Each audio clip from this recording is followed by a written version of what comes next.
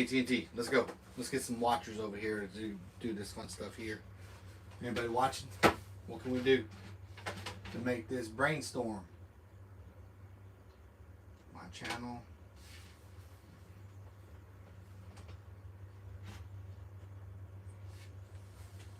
AT&T 123. Can you hear me? All right. Well, you can hear me. Cool. All right. I got one. AT&T, let's go. Trying to help out as many people as I can with the AT&T setup. AT&T Uverse guide. Fiber setup, quick talk. So, just kind of go over a few things here. This is residential BGW 320 gateway. All right, that just hurt my ear really bad. So, what makes this tick? I just took it apart. I'm gonna get in trouble. Nope, I already paid for this dang thing because I forgot to return it. So, this is what the deal is. All right, these are your little antennas. All right, you can see a little Wi-Fi symbol up here somewhere, right there. Those are your antennas. Oop, stay still. These are heat radiators to keep this thing nice and cool. There's vents down here, and there is a weird halfway vent on top. Now, I mean, you could remove the top of this thing. I mean, I paid for it, might as well mess with it, right? And if you remove the top of this puppy, you might get a little more airflow.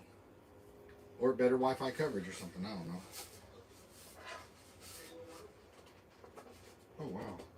I can take it off almost. That's pretty cool. We're not going to do that. So, now, BGW320, AT&T. Wi-Fi name and password is always on the back side. Your red port is if you have an ONT connected to the like garage or something, and then you get someone to come and install. I mean, they already ran a Cat 5, so you just plug this into here. Port 1 is the only one that gives you up to 5,000 megawatt service. Ports 2, 3, and 4. Oh my goodness. Ports 2, 3, and 4 give you symmetrical 1,000 down, 1,000 up, as long as you got a Cat 6A or better. Now, can I even hear myself? Yep. That's a hell of a delay.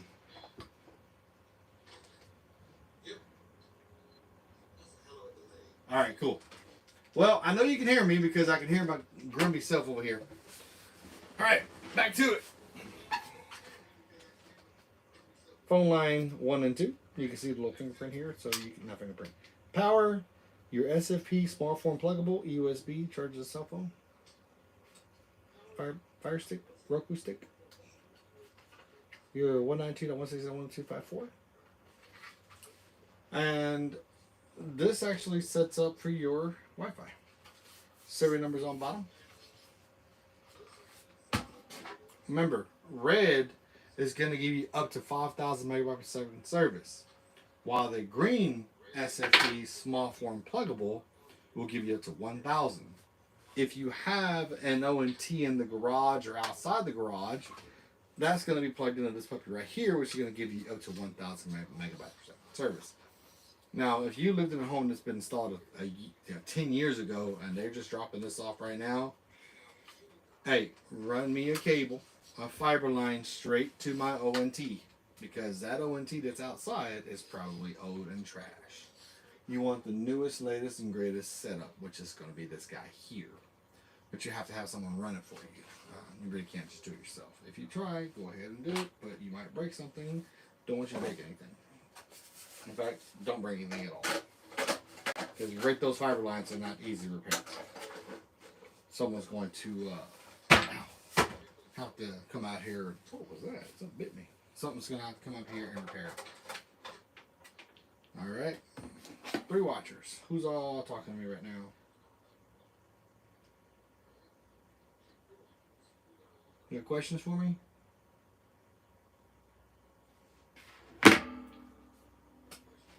No questions yet? Alright. I even got my cool AT&T shirt on. So,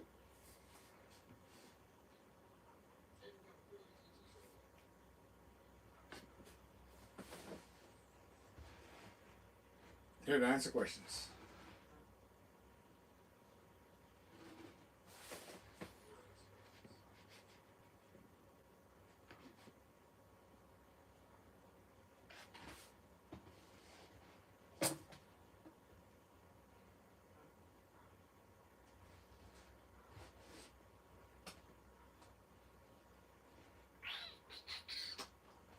No questions? No? 3 watchers. AT&T. Setup. Anybody got a question? I can help out. I can try to help out. Worst thing I can tell you is call AT&T 280-2020. But okay, so something that people ask, and this comes from friends that work at this company: does the red button really work? It can help you if the account status is what they call authenticating. Then yes, it can help reset the network to bring it back up. But they would have to do what's called a port bounce, and the only way it does a port bounce is if you call tier 2 or you have a technician and you give them your account number, and that gives you a port bounce. Now, port bounce isn't the best thing to do at all. Literally, it's the best thing to do is to send someone out there to your home or a residence or business and have them test the equipment out, like these fiber lines.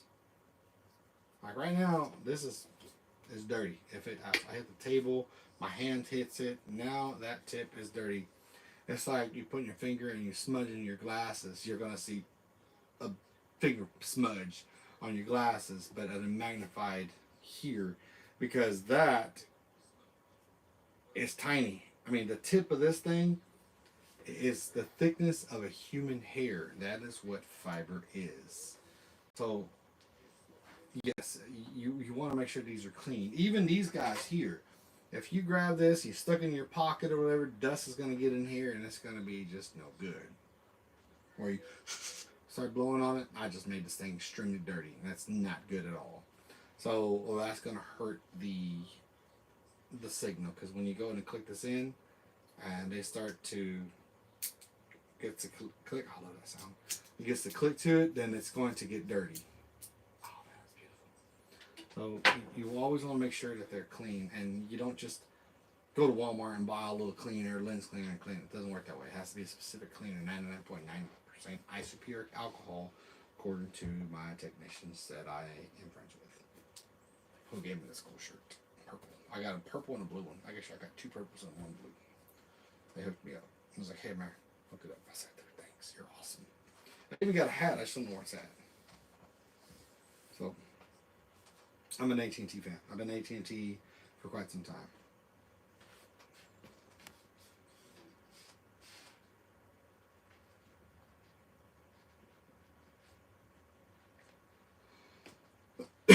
I'm sorry. Oh man. Oh my God.